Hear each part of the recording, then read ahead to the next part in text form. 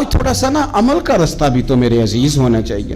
اب مطلب بہت ساری جگہوں پہ جانے کا موقع ملتا ہے تو لوگ کہتے ہیں پیر صاحب ناراض نہ ہونا، ہم نے بڑا بندوبست کیا ہوا ہے، تقریر ذرا نہ 1.25 گھنٹہ کرنا.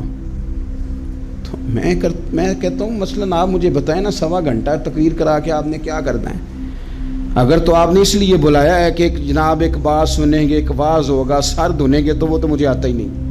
تو میں تو مختصر بات کروں گا اور اتنی کروں گا جس کی ضرورت محسوس کروں گا. لمبی چوڑی تقریروں کا کیا مطلب ہے؟ ہم کیا چاہتے ہیں سوائے اس کے کہ جناب بات بڑی اچھی کانوں کو لگ رہی ہے، مزہ بڑا آ رہا ہے، تو آپ نے لیا کیا؟ نتیجہ کیا نکلا؟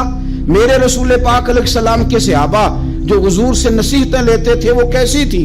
حضرت عبداللہ بن بصر رضی اللہ تعالیٰ عنہ حاضر بارگاہ ہوئے، آ کے عرض کی یا رسول اللہ صلی اللہ علیہ وسلم، میں آیا ہوں سونے، پتہ نہیں دوبارہ آ سکوں کہ نہ آ سکوں. حضور پتہ نہیں موقع ملے نہ ملے، ایک بات مجھے بتا دیں، میں اس پہ عمل کروں گا، میری زندگی بھی بن جائے اور آخرت بھی بن جائے. تو کریم محبوب نے فرمایا عبداللہ زبان کو خشک نہ ہونے دینا، اس کو تر رکھنا. تر حضور کس چیز سے؟ فرمایا اللہ کے ذکر سے تر رکھنا. زبان اللہ کے ذکر سے تر رہے، ہر وقت رب کی یاد رہے، تیری دنیا بھی بن جائے گی اور آخرت بھی بن جائے گی. تو میرے عزیز اپنی زندگی کے اندر اب ہم نے عمل کرنا ہے. او جناب کمال پھر یہ ہے کہ جب واعظ سننے کا شوق بڑھ جاتا ہے، تقریر سننے کا شوق بڑھ جاتا ہے، سننے سنانے کا خالی مزاج ہو جاتا ہے، پھر بندہ ڈھونڈتا پھرتا ہے کہ نئی سے نئی چیز کہاں ملتی، انوکھی سے انوکھی چیز کہاں ملتی، انفرادی سے انفرادی بات. میرے بھائی آپ ضرور سنیں، ضرور سنیں. مومن کی گمشدہ میراث ہے، حکمت جہاں سے ملے لیں، لیکن عمل کرنے کے لیے لیں، عمل کرنے کے لیے. اب میرا دل کرتا ہے اب ہماری چپ سے بھی لوگ سبق سیکھیں. حضرت باجزید بستامی فرمایا کرتے تھے جس نے ہماری چپ سے کچھ نہیں سیکھا اس نے ہماری تقریر سے کیا سیکھنا ہے. اب تھوڑا سا نا اشاروں کی بولی بھی سمجھیں. اب تھوڑا سا یہ بھی ہو کہ بس بات پوری ہونے نہ پائے اور انسان کی رغبت عمل کی طرف بڑھ جائے. یہ مزاج ہمیں دیا ہے. اب تو بھائی آ جائیں آپ، صبح بھی تقریر کر دیں، دوپہر کو بھی تقریر کر دیں، شام کو بھی تقریر کر دیں. تو پھر یہ بھی ہوتا ہے کہ جناب وہ بیان آپ نے جو سنایا تھا نا وہ ذرا دوبارہ سنا دیں. تو میں کہتا ہوں پہلے سننے پر عمل ہو گیا تو نہ کریں. اب ہمیں تھوڑی باتیں سیکھ کر ان پر عمل کرنا ہے اور آگے بڑھنا ہے. بڑی سادی بات میرے ابا جی بتایا کرتے تھے. والا صاحب کہتے ہیں کہ ایک دیہاتی بندہ نہ چلا گیا وہ کسی مولوی صاحب کی تقریر سننے. تو اس زمانے میں آپ کو پتہ ہے یہ واش روم کا مروجہ نظام نہیں ہوتا تھا، تو لوگ کھیتوں میں دوسری جگہوں پہ پیشاب کے لیے جاتے تھے.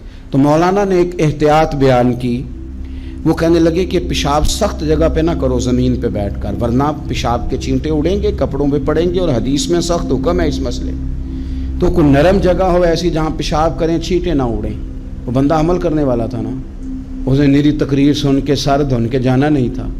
اس نے اتنی ساری ریت لے لی، کپڑے میں باندھ لی، اور وہ اس نے کندھے پہ رکھی ہوئی ہے. جہاں پیشاب کا وقت آتا پہلے ریت بچھاتا، پھر پیشاب کرتا تاکہ میرے کپڑوں پہ نہ پڑے.